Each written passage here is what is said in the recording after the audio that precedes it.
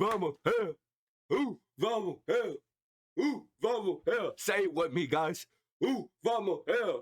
You gonna grapple with Charles? You gonna grapple with him? You gonna submit Oliveira?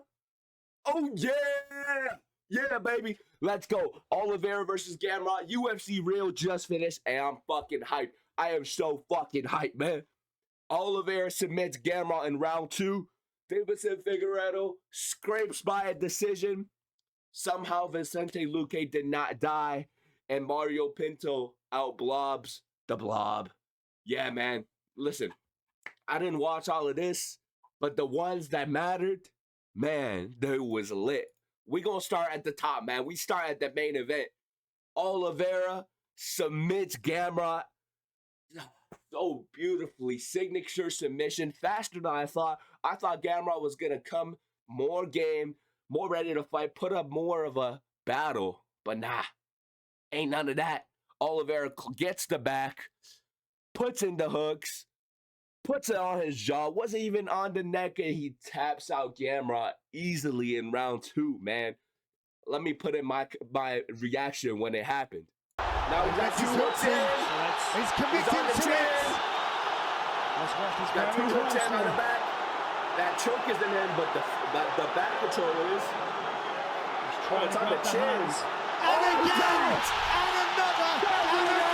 Charles Oliveira extends his record. He taps him out in round 2. Charles!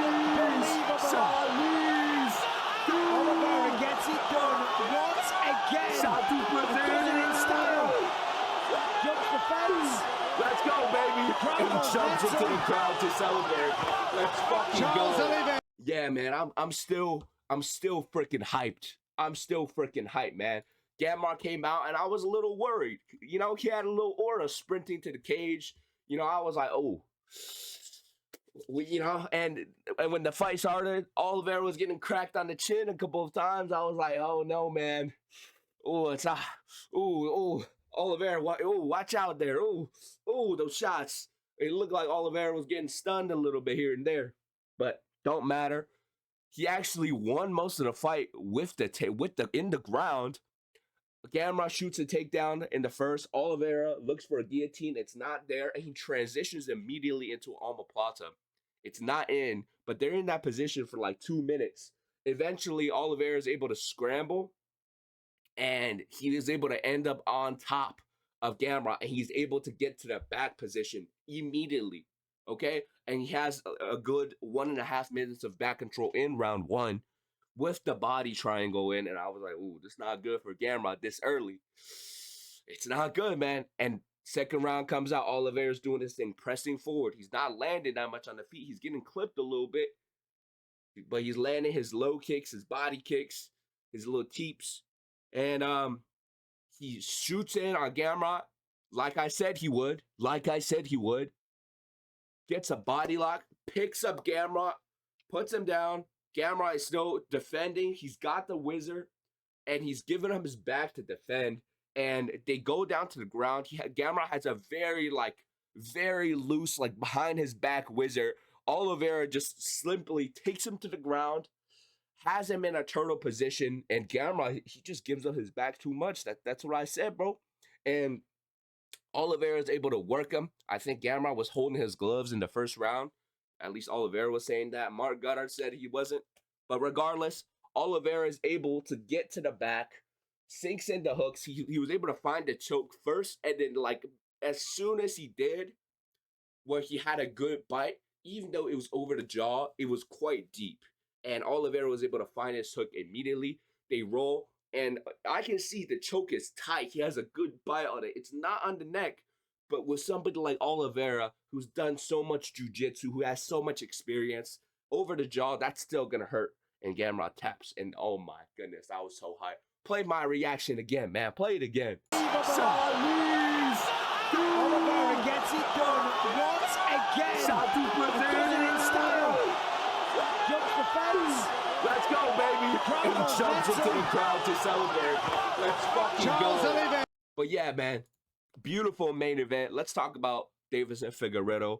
I predicted a decision from him, and it looked like he was going to get the submission. he had a lot of control over Mateusz Jackson in the first round. He had like a John Jones Sirigan guillotine position, that standing guillotine. And yeah, honestly, a pretty shit fight. Figueredo had his usual like do nothing, don't take any shots type of performance, and Mateusz Jackson was looking like fucking out of prime Tyron Woodley out there. He was clearly the faster, more dynamic striker, bigger guy, rangier. He just didn't do anything. He just didn't do shit. He was just sitting there doing the old. I'm gonna put up a picture of the fight on the screen, and that is the you would have seen 80% of the fight just from that. And they had a split. Honestly, Mateusz Jackson did not deserve the decision. He did not even deserve to win any rounds. He didn't do shit. And in the second and third, second was that was a swing round. In the third round, they both really didn't do anything, bro. They didn't do anything. They both just didn't do anything. And, Figueredo calls out Marab. You're not getting that fight, bro. What is going on, man? Anyways, moving on. Vicente Luque somehow did not die. Everybody was saying he's going to die. He's going to die. And I thought he would in some moments in that second round. Alvarez comes out. They're exchanging on the feet. And let me say this. Even though Alvarez won, he looked good. He looked kind of shit. He's not as fast and dynamic, as explosive as we've seen him to be at lightweight. And that might be because of the no training camp. He looked kind of plotty out there, man. And he was landing some solid jabs on Luque as much as he wanted. And in an exchange, he hits Luque with like a cuffing left hook. And it seemed like it was like either his thumb or his like thumb knuckle or his like front knuckle. It went into Luque's eye. Luque protested and they stopped the fight. And then the ref is like, oh, they proved the replay. It was a legal shot.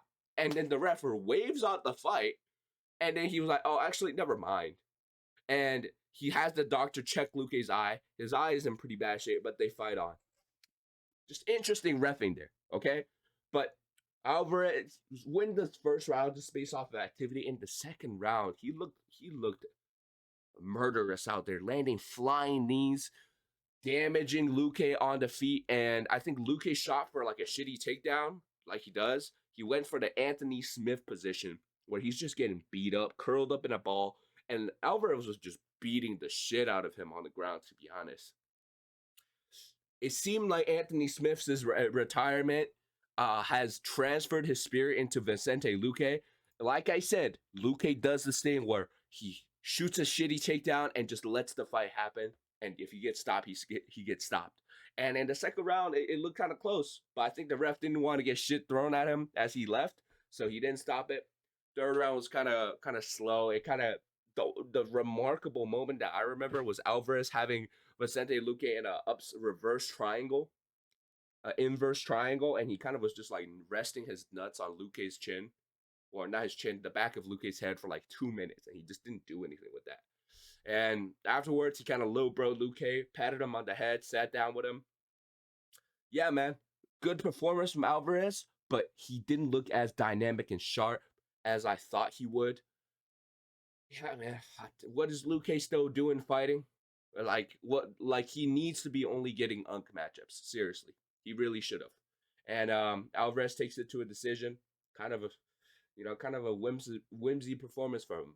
If I want to see you, talking about the title and wanting to be a serious contender, I need you to finish Luque. Okay, even Kevin Holland finished Luque. Come on now.